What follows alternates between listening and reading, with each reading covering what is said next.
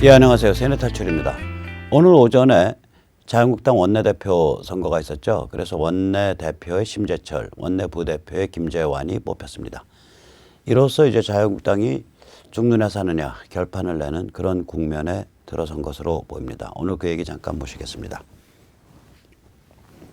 한마디로 말하면 나경원이 이게 덫이었어요.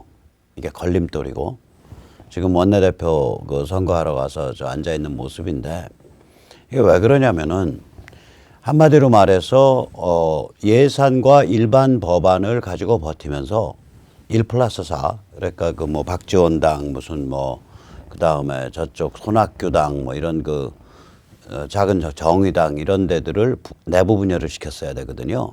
그 방법밖에 방법이 없었습니다. 이게 이제 내부 분열을 시도할 수 있는 이유는 이겁니다. 이 선거제도의 변경은 모법이 통과한 후에 별표, 저는 이걸 자법이라고 부르는데 모자, 그러니까 엄마, 아이, 그래서 이걸 자법이라고 부릅니다. 이 선거구를 조정해서 확정한 그 별표를 또 통과시켜야 합니다. 이 점에 있어서 저는 문재인 586 집단이 5단계의 기만 전술을 쓰고 있다고 봅니다. 결론적으로 말하면 선거법 이번에 연동형 비례대표 통과돼도 내년 선거는 연동형 비례대표로 안 치릅니다.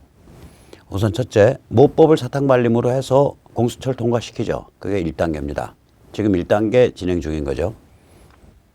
그 다음에 그러면 이제 선거법 모법이 통과됐으니까 별표 만들어야죠. 이 별표 만들려면 선거구가 한 8, 9개 날아가야 됩니다. 이 별표, 자법은 합의 안 된다는 이유로 뭉개겠죠. 그러니까 통과시키면 호남 유권자의 강력한 반발이 있을 수밖에 없습니다. 이 별표대로 통과시키면 호남 유권자가 강력하게 반발합니다. 이 호남 분들은 집단적으로 표를 같이 모아서 움직임으로써 정치적 승자가 된 그 승리의 기쁨을 정확하게 기억하고 있는 분들입니다. 그래서 어마무시한 뭐 90%대의 그런 단결력을 보이잖아요. 그러니까 이분들 입장에서 보면 야, 우리한테서 선거구를 뭐 7개, 8개를 뺏어가? 이것들 봐라. 이렇게 되는 거예요. 그렇게 되면 이제 더불어민주당으로부터 호남표가 왕창 이탈한다고요. 그러니까 별표는 합의 안 된다는 이유로 뭉개게 됩니다. 실제로 합의할 시간도 없고. 그러면 이제 그 다음번 어떻게 되냐. 세 번째는 2020 총선은 현행 선거법대로 치르게 됩니다. 현행 선거법대로 치르고 나서 이제 공수처는 통과되어 있으니까 공수처 설치해서 입법, 사법을 완전히 장악하겠죠. 그리고 나서는 5번째, 입법, 사법 다 장악하고 주변에 저기 뭐야 또 1+ 얼마 이렇게 해서 여권, 범여권 만들어가지고 선거법 자기 마음대로 주무르는 거예요 또. 이 5단계의 기만 전술을 쓰고 있다고 저는 생각을 합니다. 저 같으면 그렇게 하겠어요. 이 생각의 추정은 뭐냐면 내가 문재인 586이라면 나 그렇게 할 것 같은데 저는 그렇게 보는 거예요. 그래서 이런 사정을 알려서 이 더불어민주당에 지금 더부살이 하고 있는 그 +4 군소정당, 군소정파들을 분열시키려는 시도를 했었어야 돼요. 예산이나 일반 법안을 이게 그 심의를 안 해주면서. 그런데 이 나경원이 해온 일은 뭐냐면 예산이나 일반 법안은 다 상대방 원하는 페이스대로 심의해 주면서 입으로만 공수처 선거법 뭐 반대한다고 하는데 그것도 나경원 혼자 발언이지 저희가 국회의원 사무실을 가보거나 저희 자유시민본부에서 혹은 의원회관, 여의도 의원회관을 가서 보좌관을 만나보고 비서관을 만나보면 잘 몰라요. 이게 왜 문제가 되는지를 몰라요. 입으로만 했단 얘기지. 그래서 이거는 거의 문재인 586의 이중대다. 나경원은 걸림돌이다. 이 단적인 예가 이게 이제 이 공수처법 같은 게 이제 그 굉장히 그 시비가 많고 이게 가파르게 대립하는 지점이 될 것 같으니까 상임위 같은 데서 당시 원내대표 나경원한테 물었다고요. 상임위 이거 계속 해야겠습니까? 이거 안 해야 되는 거 아닙니까? 그랬더니 나경원의 답이 뭐였냐면 상임위별로 알아서 하세요. 상임위별로 알아서 해라 이거. 원래 그거 총대는 원내대표가 매야 되는데 자기는 그냥 가만히 있을 테니까 니들 알아서 해라. 그럼 결국은 그냥 하란 소리예요 그게. 그 동네에서는. 이 여자는, 이 양반은 가급적이면 내년에 이 정치권에서 퇴출시켜 드리는 게 도리입니다. 자, 그런데 이거를 이제 보시면, 자, 1+4의 그 뭐 손학규당, 무슨 뭐 박지원당, 뭐 이런 작은 정당, 심상정당, 뭐 이런 것, 이런 작은 정당들 보면 이 사람들이 이제 그 연동형 비례대표 한다니까 자기들 이제 생존 근거가 나온다 그래서 이제 헬렐레 해가지고 거기다 이제 공수처까지 해서 이제 도장 찍어주려는 판인데, 이게 역사적으로 보면 뭐랑 비슷하냐? 뮌헨 것들이라 비슷합니다. 1938년에 영국 프랑스와 독일 사이에 뮌헨에서 조약을 맺었습니다. 그걸 뮌헨하이츠라고 불러요. 이미 그 전에 오스트리아는 나치 독일에 합병됐고요. 사실상 이제 1935년인가에 합병됐어요. 그거는. 그 다음에 이제 나치 독일이 체코슬로바키아를 먹으려고 하고 있었던 상태예요. 그래서 우리가 체코를 못 먹게 하면 우리가 중부 유럽에서 전쟁 벌이겠다 이러고 나치 독일이 땡땡땡땡 거리고 있을 때예요. 1938년이. 그래서 이제 그 전쟁 피한답시고, 전쟁 사실은 39년 그 다음에 벌어졌어요. 그러니까 전쟁 피한 것도 아니야 사실은. 그러니까 실현 불가능한 평화를 위해서 이 뮌헨의 독일, 그 나치 독일하고 영국 프랑스가 회의를 가져가지고 영국 프랑스가 체코를 들어서 히틀러한테 바칩니다. 이게 1938년 9월에 있었던 일입니다.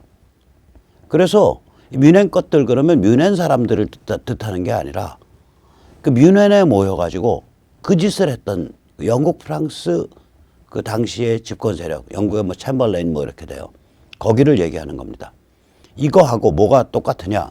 실현 불가능한 선거제를 위해서 문팔육에게 공수처를 바치려고 하고 있는 손학규당, 박지원당, 심상정당, 이들의 행태가 똑같습니다. 이게 똑같은 행태입니다. 그래서 사실은 오늘 이 1+4, 그 4에 해당하는 약 60명 가까이 되는 국회의원들한테 저희 자유시민본부 회원들이 갔어요. 가서 자료를 줬는데 잘 안 받으려고 그런대요. 이제는 전번에 한번 받은 다음에 그럼 무조건 줬어요. 다 고생들 하셨습니다. 저희 거기에 가신 네 분 엄청 고생하셨습니다. 그 자료 안에 들은 편지를 제가 잠깐 읽어드리겠습니다. 원래 이런 편지, 이런 논지는 자유한국당이 나경원 때부터 해왔어야 될 얘기예요. 안 한 거예요. 제가 이걸 읽어드리는 까닭은 한편으로는 우리 자유시민이 뭘 할 수 있나를 보여드리는 거고, 다른 한편으로는 원래 이게 자유한국당과 나경원 이런 사람들이 했어야 되는데 안 한 거예요. 나경원 체제 때 특히. 한번 보십시오. 이게 제목입니다. 실현될 수 없는 선거제를 탐내서 공수처법에 찬성하는 국회의원은 실현될 수 없는 평화를 탐내서 1938년 체코를 히틀러에게 넘겼던 영국 프랑스의 어리석은 지도자들과 같습니다. 긴 게 제목입니다. 첫 번째 문장이 이겁니다. 연동형 비례대표는 실현될 수 없습니다.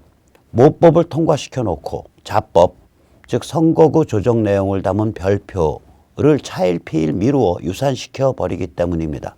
저들은 이번 20대 국회의원 선거 전에 호남 유권자들을 격분시키게 될 선거구 조정을 할 리 없습니다. 그리고 저들은 모법과 함께 통과된 공수처법을 이용해서 대한민국을 무시무시한 나치 비밀경찰국가, 소련 KGB 국가로 변질시키려 합니다. 자유민주주의가 사문화된 다음엔 아예 선거법 자체를 다시 주무를 겁니다. 결국 이번 공수처법에 찬성한 의원님들은 언제 통과되어 현실화될지 알 길 없는 선거제도를 따내기 위해 나치 게슈타포법에 찬성한 사람이라는 낙인이 찍히게 됩니다. 너희 낙인 찍을 거다 이거지 우리가. 1938년 영국과 프랑스가 뮌헨에서 만나 히틀러를 달래서 평화를 얻기 위해 체코를 나치 독일에게 넘겨주었던 사건이 있었습니다. 이 어리석은 일을 저지른 사람들을 유럽 역사가들은 뮌헨 것들이라고 비웃습니다.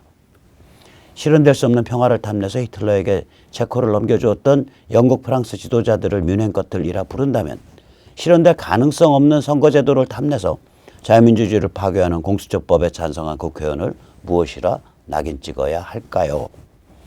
게다가 대통령 중심제에서 연동형 비례대표를 택하는 나라는 거의 없습니다. 연동형 비례대표는 본질적으로 두어 개의 메이저 정당과 다수 군소정당 사이의 합종 연횡을 특징으로 삼고 있는 의원 내각제를 위한 선거제도입니다. 대통령 중심제에서 연동형 비례대표를 택하면 집권당 플러스 복수의 군소정당들이 범여권 블록을 형성하게 됩니다. 여기에 공수처라 불리는 울트라 슈퍼 비밀경찰 겸 비밀검찰이 결합되는 경우 대한민국은 마치 나치와 같은 절차적 합법성을 가장한 전체주의로 전락하고 말며 대통령은 히틀러와 같은 총통각하로 지배하게 됩니다. 지금 국민들 사이에서는 공수처가 다음과 같은 문제를 가지고 있다는 점에 대한 인식이 널리 퍼지기 시작했습니다. 첫째, 공수처는 대통령 코드 인사에 의해 정치경찰, 좌파, 변호사 등으로 구성된다. 둘째, 경찰 전체를 종처럼 부리고 타 부서에서 무제한 파견을 받는 공룡 조직이기 때문에 예산 및 인원을 통한 견제와 균형이라는 헌법 원리를 파괴한다. 셋째, 고위직 판검사 현역 예비역 장성 및 그들과 관련된 자에 대한 자의적 타겟 수사와 기소를 독점적으로 자행하는 공포스러운 슈퍼 비밀경찰, 슈퍼 비밀검찰이다. 넷째, 공수처는 헌법 제12조를 신체 구성에 관한 헌법 원칙이라는 점에 있어서 위반하고 있으며 헌법 제89조를 검사와 검찰총장의 역할에 관한 헌법 원칙이라는 점에서 위반하고 있으며 제96조를 정부조직법 개정 없는 우회를 시도하고 있다는 점에서 위반하고 있습니다. 의원님께 알려드립니다. 이번에 공수처법을 날치기 통과시켜도 그것으로 끝나는 일이 아닙니다. 영어 속담처럼 끝까지 가봐야 아는 법입니다. It does not end until it ends. 공수처법이 통과되면 현역 판검사부터 줄줄이 헌법 소원이 이루어집니다. 이미 전국 만여 개 교회 담임 목사들, 전국 7,000명 교수들, 예비역 장성들, 퇴임 외교관들, 탈원전 반대 지식인들, 독립유권자 조직 추진 활동가들, 탄핵 진실이 밝혀지기 원하는 자유시민들이 본격적으로 연대하기 시작했습니다. 이는 내년 총선까지 수도권, 충청권, 강원권 등 격전지에서 한 선거구당 최소 2,000명, 최대 10,000명 이상 조직화된다는 것을 뜻합니다. 특정 성향에 대한 집중도가 높은 영남권과 호남권은 논외로 하겠습니다. 의원님께 묻습니다. 이들을 치명적 적으로 돌리시고 싶습니까? 이들을 불구대천의 원수로 만들고 싶습니까? 의원님께서 최소한의 양심과 양식을 가진 존재라고 믿고 싶습니다. 자, 이런 겁니다, 이게. 이게 이런 겁니다. 그래서 오늘 이제 자유한국당에서 새로 원내대표도 뽑고 또 원내 부대표 김재환 의원도 뽑고 했으니까 이거를 이제 자유한국당에서 하는 길을 몇 가지 말씀드리고자 합니다. 이 길을 안 가면 자유한국당 힘쓰기 곤란할 거라고 생각을 합니다. 우선 첫째, 나경원이 망쳐놓은 상태지만 최선을 다해서 싸우는 수밖에 없습니다. 나경원이 망쳐놨어요. 시간 다 까먹고 싸울 수 있는 그 무기 다 녹슬게 만들고 이미 싸울 수단이 없어요. 필리버스터요. 그거 회기를 잘게 나누면 임시국회 얼마든지 회기 잘게 나눌 수 있거든요. 쟤들이 국회의장이 쟤들 사람이고 국회의장 문희상이가 나치 돌격대 같은 역할을 하고 있으니까 이거를 회기를 잘게 나누면 이번 회기에서 필리버스터를 했던 안건은 다음 회기에서 자동 상정됩니다. 그래서 필리버스터로 그게 안 됩니다. 또 두 번째, 이게 저기 무슨 수정안을 계속 내겠다. 그 수정안이요. 의장이 쟤들 돌격대예요. 의장이 어떻게 받아들이냐에 따라서 전혀 달라요. 수정안 낸다고 결정 못하고 계속 이어지는 거 아닙니다. 이런 나경원 일파들이 이런 기술적 방식에 의해서 공수처를 막을 수 있는 것처럼 마지막에 거짓말을 친 거거든요. 이게 사실은. 제가 그거를 그래도 크게 비판 안 한 이유는 그나마 막을 수 있다. 이걸 싸워야 된다라고 처음 제대로 선언한 거라서 이때까지는 크게 비판 안 했는데 이게 국회법에 126조 이런 거 필리버스터에 관한 거 이런 걸 텐데 이런 것들에 의한 그 해석도 제대로 안 한 거예요. 그리고 할 수 있다, 할 수 있다 이렇게 막 떠버린 거예요. 나경원이 정말 큰일 날 짓 해놓은 거예요, 이거.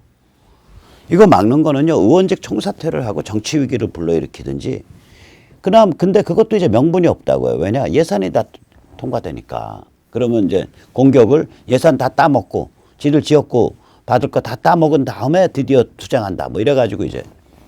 그 다음에 아니면은 상임위나 그 예산 심의 자체를 계속 질질 내려 뺐어야 돼요, 이게. 그러면서 이걸, 그 다음에 가장 중요하게는 대국민 홍보전을 했어야 된다고요.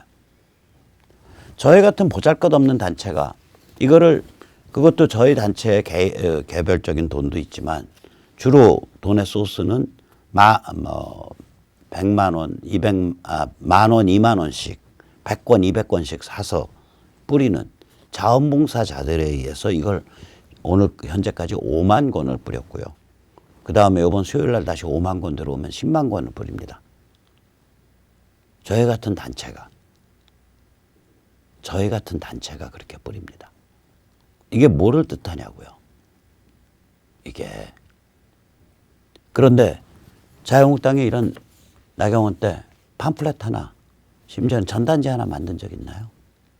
이걸 가지고 세미나를 한다든지 당 차원에서 혹은 그 당 간부 교육을 한다든지 당뇨 교육을 한다든지 국회의원 교육한 적 있나요? 없는 거예요. 지금이라도 늦지 않았으니까. 왜냐하면 법이 통과되면 법 철폐 투쟁 나서야 됩니다. 이 법은. 그거 하십시오. 늦지 않았으니까 하세요. 나경원이 다 망쳐놓은 판이지만 신에게는 아직도 열세척의 배가 있습니다. 그 마음으로 하시기 바랍니다. 끝까지 최선을 다해서 싸워 주시기 바랍니다. 두 번째는 뭐냐? 지금 이제 요새 이제 트럼프 그 발언도 있고 여러 가지 그 증거들이 나오기 시작하는데, 조짐이 나오기 시작하는데, 지금 우리가 이 살아가는 세상, 또 한반도, 또 분단구조, 이런 게 근본적으로 지금 바뀌는 그런 상황에 처해져 있습니다. 따라서 자유한국당이 살 길은 근본 관점을 다듬어야 됩니다. 저는 5가지라 생각합니다. 유승민이가 무슨 당인지 뭔지 만들면서 개혁적 중도보수 뭐 이런 이따구 소리를 하는데, 개혁적 중도보수 그 세계 정치 사상사에 그런 이름 없습니다. 못 배워 처먹은 무식한 것들이 국민을 개돼지로 알고 국민을 홀리려고 만들어낸 단어의 나열일 뿐입니다. 제일 중요한 것은 첫째, 우리가 살고 있는 현대문명, 우리가 사는 세상의 핵심 가치가 진실 존중과 개인 존엄이다. 이건 르네상스 종교개혁 때부터 명확한 거다. 르네상스는 그리스 헬레니즘 진실 존중의 전통에서 나오는 거고, 종교개혁은 프로테스탄티즘은 개인 존엄을 그걸 얘기하는 거다. 프로테스탄티즘의 핵심 사상은 예를 들어서 이런 거라고 얘기를 하거든요. 그러니까 우리들의 각자의 빈부 귀천은 다 달라도 우리 영혼은 본질적으로 하나님 앞에서 평등하다. 이게 개인 존엄의 핵심적인 그런 그 사고방식이란 말이에요. 누가 됐든지 간에 굉장히 하나님 앞에서 평등한 존엄한 영혼을 가지고 있는 존재라는 그 관점에서 개인 존엄이 인정되기 시작한 거예요. 이게 다시 말해서 르네상스와 종교개혁 때부터 이미 현대문명은 진실 존중과 개인 존엄을 그 핵심 원칙으로 해서 세상을 바꾸기 시작했다고요. 두 번째, 이런 현대문명의 제도적 원리, 즉 다시 말하자면 진실 존중과 개인 존엄을 보장해주고 육성해주고 보호하고 장려하는 그러한 제도적 원리 뭐냐? 자유민주주의와 시장이다. 그리고 한국의 경우에는 특히 거기에 한미동맹이 더 붙는다. 이건 우리 한국인으로서의 현대문명을 지켜나가기 위한 제도적 원리란 말이에요. 그 다음에 세 번째, 미중전쟁은 단순한 패권전쟁이 아니라 이건 문명전쟁이다. 여기에는 개인존엄, 진실존중, 자유민주주의, 시장 이런 데 대한 기본적인 그런 그 본질이 모두 다 들어있다. 이 미중 전쟁에는 이거 문명 전쟁이라고 할 수밖에 없다. 네 번째, 중국이 무력화됨에 따라 북한 해방이 언제든 이루어질 수 있는 상태가 됐다. 분단 구조가 언제든 무너질 수 있는 상태가 됐다. 다섯 번째, 대한민국에 있어서 탄핵은 이거는 박근혜라는 한 정치인, 대통령에 대한 탄핵이 아니고 실제로는 대한민국 근본 질서, 개인 존엄, 진실에 대한 폭력이었다. 아니 세상에 어떻게 국회가 탄핵을 발의한 지 6일 만에 소추 의결하냐. 이게 폭도 정치 아니냐. 그리고 국회가 그 짓 하기 전에 조중동부터 나서서 무슨 비아그라 그룹섹스니 최태민 악령에 씌웠다느니 최순실 아바타라느니 뭐 이런 무시무시한 인격살인을 한 1개월 이상 지속했잖아요. 매일, 매 시간. 그럼 인격살인에 의해서 국민을 폭도화시켜 놓고 그 흐름을 타고 국회는 6일 만에 탄핵을 소추했고 그 흐름을 타고 헌재는 탄핵을 인용했고 그 모든 흐름을 타고 사법부는 말 3마리와 그 장시호 재단 결국 다 까면 말 3마리하고 장시호 재단이에요. 장시호의 그 저기 뭐야 재단인가 그 뭐죠 저기 영재센터 동계 스포츠 영재센터 거기에 삼성이 좀 돈 좀 지원한 거 그 2개 가지고 징역 32년을 때린 거예요. 결국 다 까면 이게 말이 되냐. 그런데 이것에 대해서 아무런 공식적 입장을 내놓지 않고 있는 야당과 조중동 이건 더 말이 안 되는 거예요. 지금 3년이 지나도록. 이런 상태에서 이게 무슨 자유민주주의 국가냐 이거예요. 여기 어디 개인이 있고 진실이 어딨냐 이거예요. 제가 탄핵 그 다이제스트라는 책을 이제 요런 소책자 형태로 이거는 이제 안에 이렇게 안이 4페이지입니다. 근데 그건 내부가 10페이지쯤 돼요. 내부가 요거보다 조금 더 두꺼워요. 근데 소책자 형태로 탄핵 다이제스트라는 책을 만들어서 지금 10,000원에 50권을 목표로 해서 제작을 해보려고 그러거든요. 20,000원에 100권. 혹은 2만, 뭐, 그렇게, 그 정도 가격이 되도록 제작하려고요. 그러니까 누구든지 주변에 뿌릴 수 있도록. 그 어느 의사 선생님, 여의사 선생님이랑 어저께 이제 집회 현장에 만나서 얘기를 하다 보니까 의사 선생님이 저한테 그런 걸 물어요. 아니 탄핵 사귄 건 알겠는데 지금 와서 어쩌라고 그럼 혁명하자는 얘기냐. 그런 말을 자기들 주변에 자기가 물을 때 자기한테 물을 때 자기가 뭐라고 대답을 해야 되냐 이거예요. 그래서 여기에다 제목을 제가 그렇게 달려고 합니다. 탄핵 다이제스트. 그래.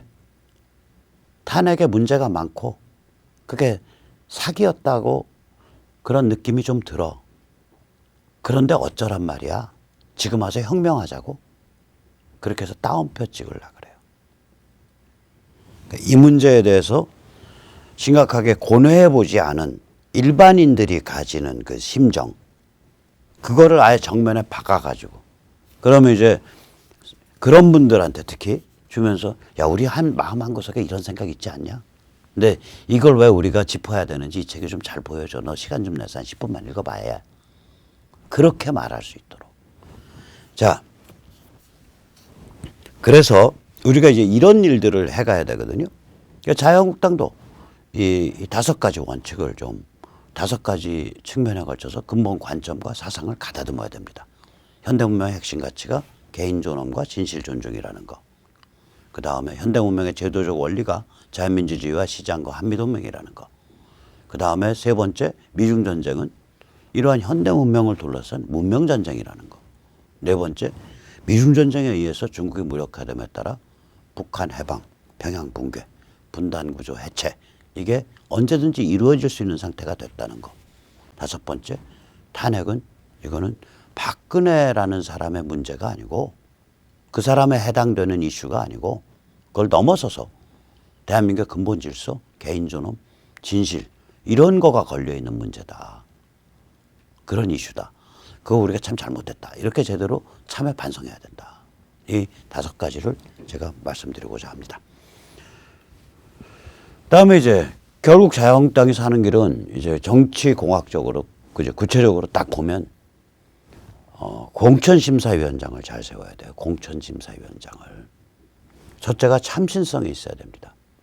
알려진 탄핵 비판파, 백모 같은 자 절대로 공천심사위원장 주면 안 됩니다.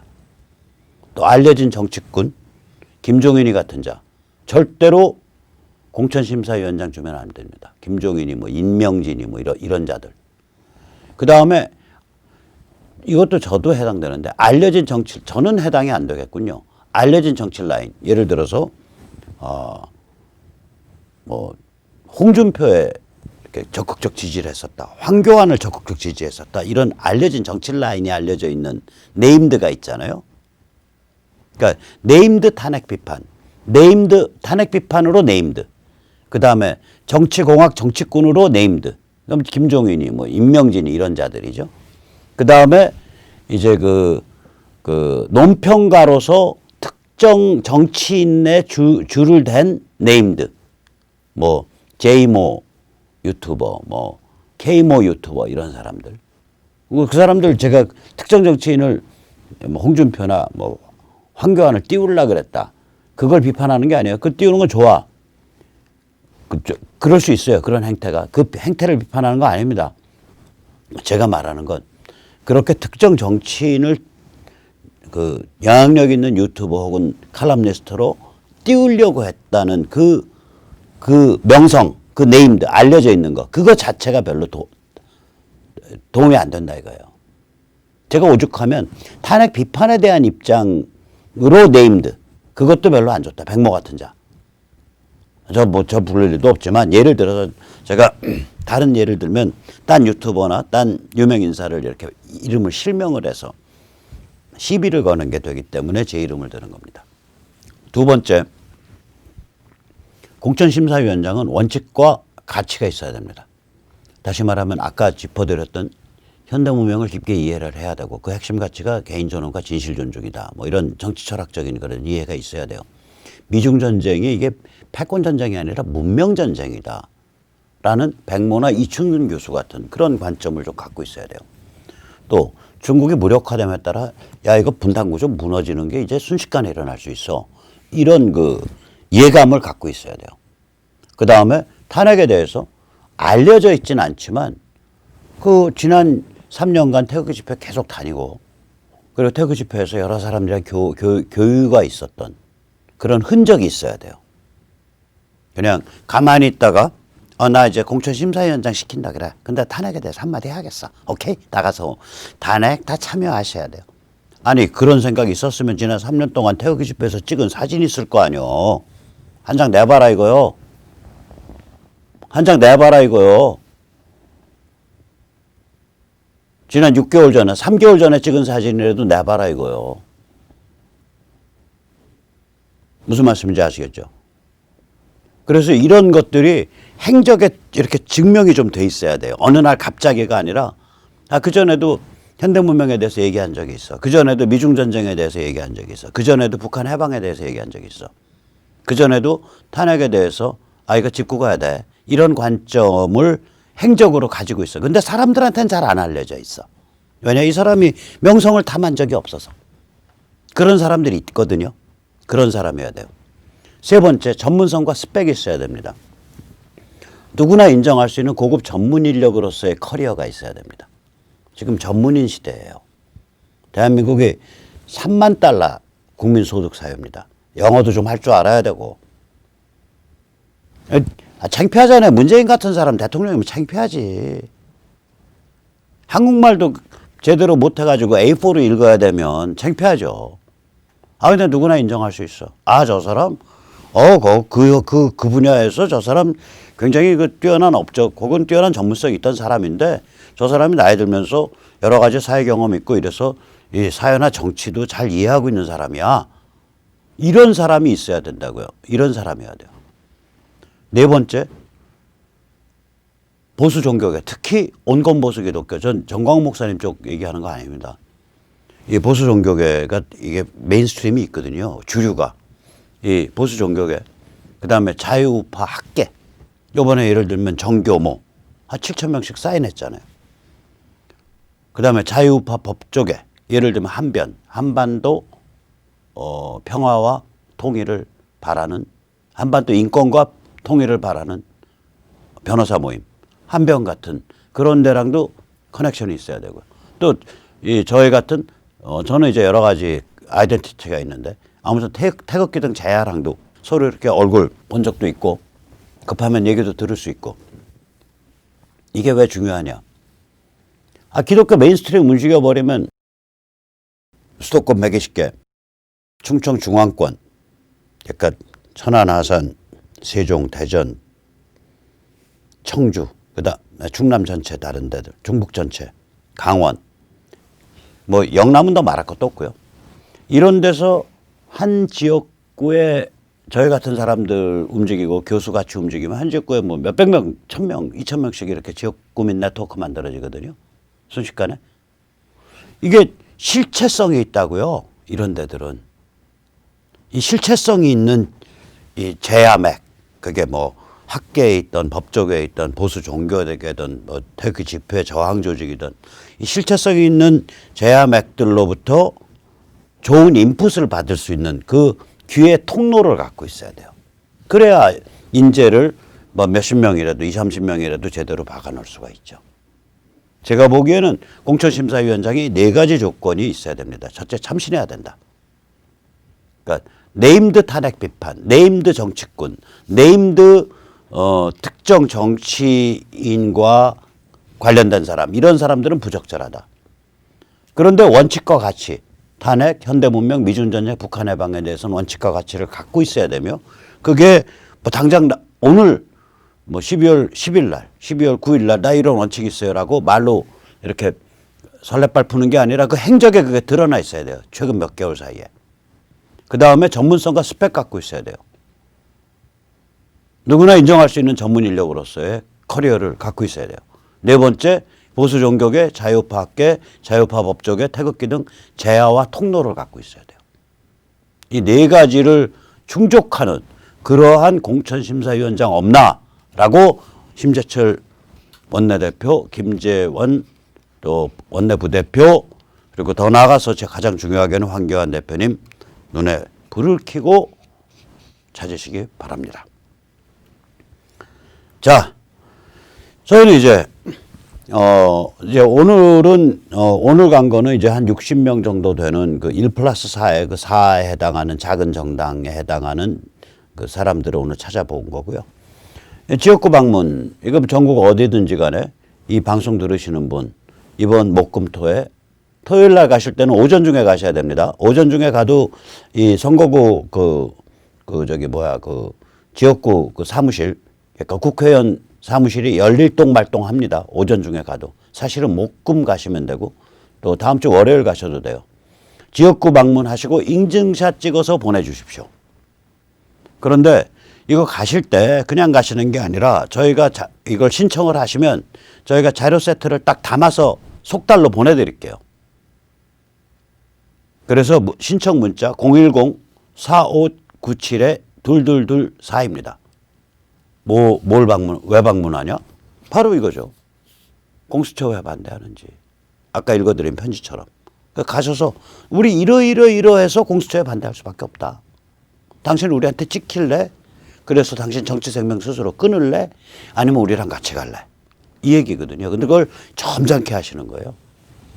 예를 들어 심상정 의원한테 가서 야, 너 말이야. 너 종북이랑 같이 놀고 말이야. 너 대한민국 빨갱이 나라로 만들라 그래. 이렇게 하면 안 됩니다. 심 의원님, 그래도 국회의원이신데 굽어 살피셔서 제발 공수처 반대하시고 행여라도 연동형 비례대표 그 기만 전술에 속아서 이런 거 찬성하지 마십시오. 좋은 말로 할 때 저희 말씀 좀 들어주십시오. 이렇게 점잖게 표현하셔야 돼요. 자, 그래서 이 지역구 방문 인증샷 찍어서 보내주시면 또 소정의 뭐 책이라도 한 권씩 보내드리겠습니다. 그리고 이제 공수처의 문제점 낱낱이 밝히고 자유시민본부 안내하는 이 책자 많이 좀 사서 주변에 뿌려주세요. 목요일 날 5만 권 입고되니까 지금 신청하시면 또 주르륵 바로 받으실 수 있습니다. 010-3330-1142로 문자 주시고요. 100권에 1만 원 발송비 포함해서 보시겠습니다. 그 다음에 이제 제일 중요한 거죠. 아까도 말씀드렸지만 결국은 선거구에서 결판 내야 돼요.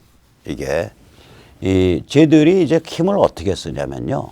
선거구에서 국회의원을 장악을 하고, 그 다음에 민노총 특히 전교조가 쥐어 패고, 전교조가 핵심 고리를 하고, 그 다음에 언론을 장악해서 뛰고, 그 다음에 이 사법, 특히 이 사법부, 재판 쪽을 장악했어요. 쟤들이 힘을 쓰는 네 개의 고리가 민노총 전교조, 언론, 그 다음에 국회의원, 그리고 사법부 장악, 이 네 개입니다. 쟤들이 그 내수로 힘을 씁니다. 그런데 그 중에서 예를 들어서 민노총 전교조, 이거 우리가 제대로만 대응하면 이건 힘 못 써요. 결국은 이건 지식층이 나서기 시작하고 학부모가 나서버리면 힘 못 씁니다. 별거 아닙니다. 그 다음에 사법부요. 그것도 우리가 정치 권력 딱 잡고서 제대로 흔들어 버리면 힘 못 써요. 거기 무슨 자기 목숨 내놓은 혁명가가 어디 있겠어요. 대개 90%는 저쪽 진영에 우르르 몰려다니는 것들의 90%는 사법부 법관복 입고 그 폭도질하고 있는 것들, 시꺼먼 법관복 입고 폭도질하고 법관폭도죠. 법관폭도의 90%는 그렇게 하면 출세할까 봐. 그러고서 몰려다니는 것들이에요. 이거 딱 사회 기강 잡으면 군기 잡힙니다. 그 앞에 한 10%만 걷어내면 돼요. 쟤들의 10%, 전체 법관의 10%가 아니라 쟤들이 전체 법관의 한 20, 30% 차지하거든요.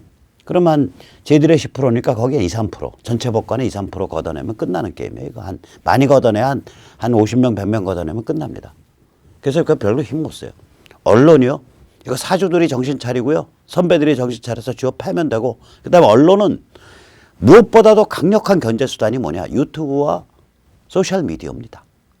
그래서 이미 언론은 힘 못 씁니다. 그러면 결국은 뭐냐? 이 모든 것의 고리는 국회의원입니다. 대통령도 국회의원이 무섭습니다. 국회의원을 각 선거구별로 딱 여기다 고삐를 딱 채워갖고 질질 끌고 다니면 이거 게임 끝납니다. 이거를 미국 좌파는 뭐라고 불렀냐? 커뮤니티 오가나이저, 지역활동 조직가라고 불렀습니다. 한국 좌파요? 지역활동 조직가 없습니다. 의외로. 왜냐? 돈을 못 만들어요. 어떤 노동조합 스타일로 일을 하든지 지역활동한다 그러면 무슨 환경에서 기업 삥 뜯으러 다닌다든지 아니면 지자체에서 뭐 이렇게 보고서 써주고서 삥 뜯는다든지 이거지. 지역활동 조직가는 의외로 없어요. 한국에서. 저희들 좌파가. 그거 못합니다. 왜 못하냐? 여기는 평양이 자생성을 인정하지 않기 때문에 지역활동을 장려를 안 해왔고 그 문화가 이미 다 죽었어요. 지금 못 만듭니다. 왜 못 만드냐? 배가 불러요. 기름기가 꼈어요. 그 개고생 못합니다. 우리는 할 각오가 돼 있다고 저는 봅니다. 우리는 할 수 있습니다. 그래서 우리야말로 커뮤니티 오가나이저, CO, 지역활동 조직가, 지역활동가를 길러내야 합니다. 같이 하시죠. 이거 010-3330-1142로 연락 주시기 바랍니다. 네, 그럼 오늘 여기까지 모시겠습니다. 감사합니다.